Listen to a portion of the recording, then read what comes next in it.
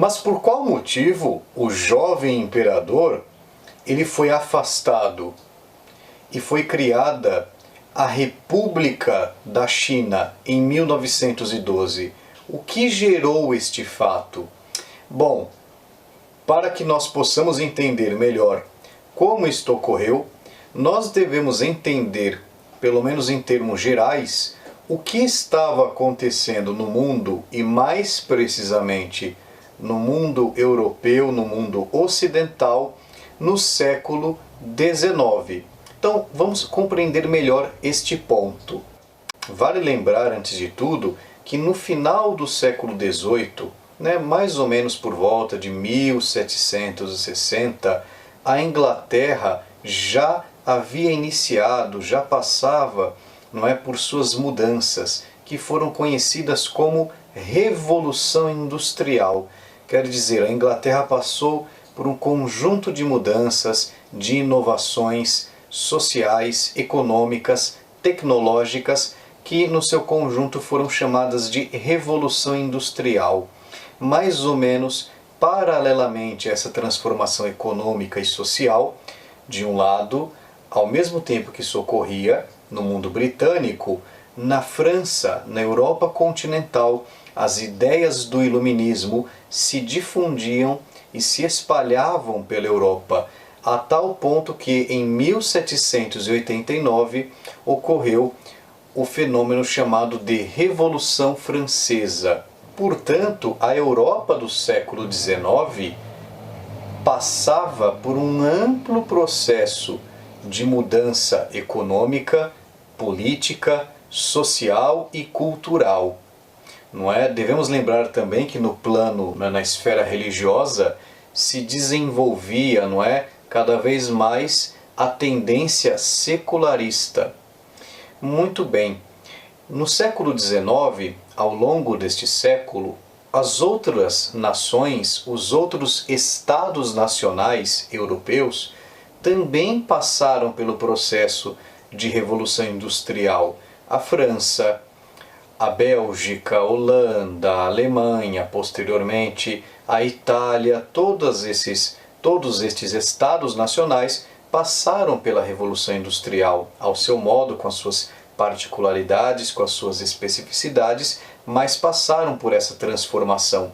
Além disso, no plano das ideias, havia a difusão dos ideais do liberalismo, no caso da Alemanha, uma série de outras tendências filosóficas, chamadas de idealismo. Também surgiram os movimentos nacionalistas e, posteriormente, o socialismo.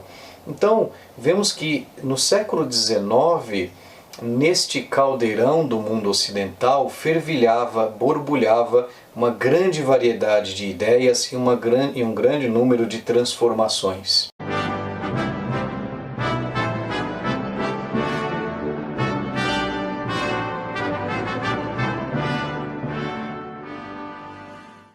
Bom, a Inglaterra desta época, do século XIX, de fato, era a maior e a mais importante das potências europeias.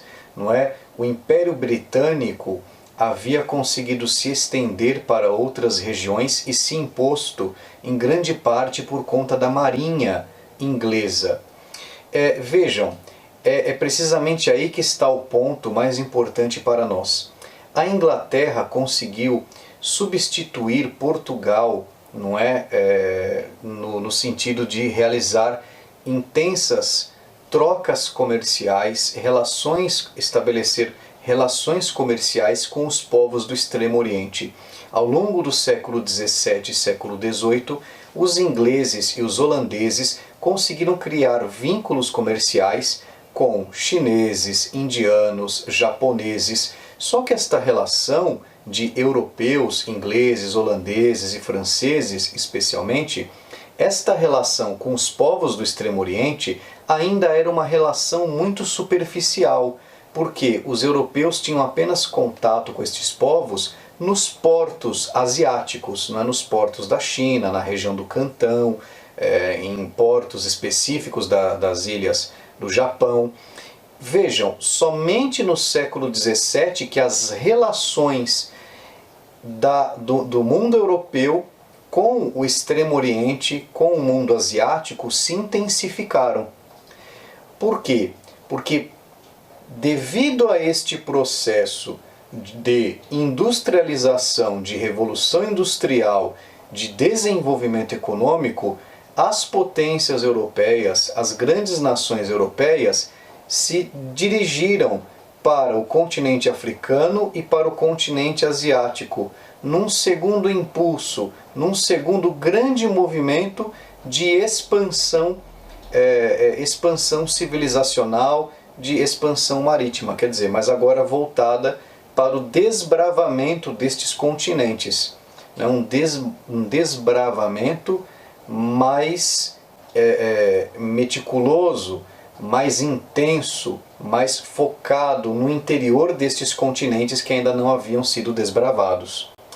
É aí que entra a questão da China, porque no século XIX a China ainda era, como vimos, uma civilização imperial baseada numa moral tradicional, em costumes antiguíssimos, tradicionais, relacionados com toda a filosofia, a religião e a concepção de mundo dos chineses.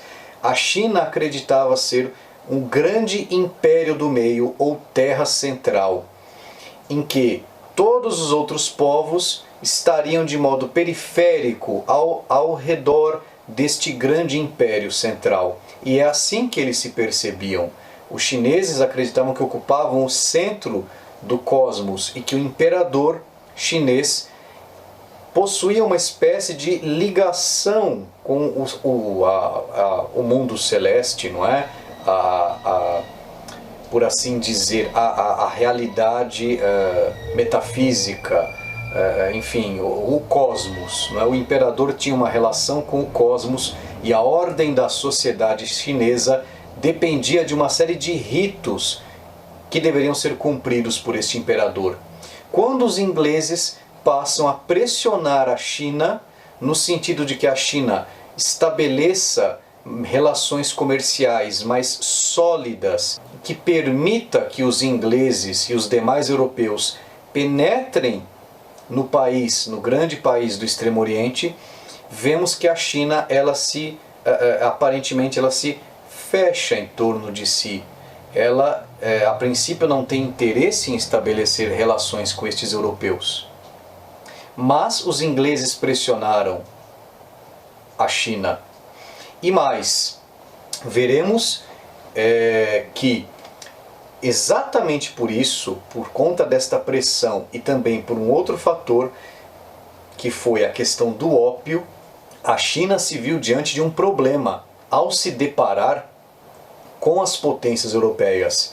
Num primeiro momento, o imperador e o seu entorno, o governo, a estrutura imperial, o governo imperial chinês, ele não soube lidar com esse elemento estrangeiro. E os ingleses, naquele contexto do século XIX, passaram a vender uma substância chamada de ópio. Vamos entender melhor o que foi essa questão do ópio e o que foram as guerras do ópio.